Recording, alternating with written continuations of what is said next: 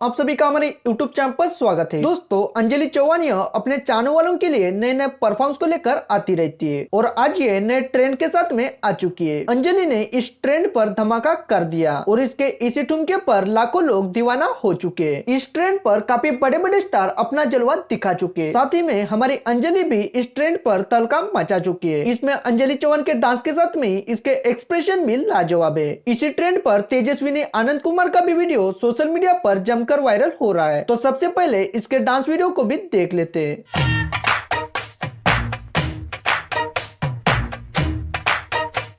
इनका ये dance video इन दिनों में जमकर वायरल हो रहा है। इनका नाम तेजस्विनी आनंद कुमार है। इनके इस इंस्टाग्राम रील्स पर 2 मिलियन व्यूज आ चुके हैं और इनके इस डांस को लाखों लोगों ने पसंद किया है। आपको अंजलि चौहान और वायरल लड़कियों में किसका डांस सबसे बेस्ट लगा, ये हमारे कमेंट बॉक्स में जरूर बताएं। उम्मीद करते हैं वीडियो आपको पसंद आएगी, तो वीडियो को लाइक कीजिए और चैनल पर नए हो तो हमारे चैनल को सब्सक्राइब जरूर करें। धन्यवाद।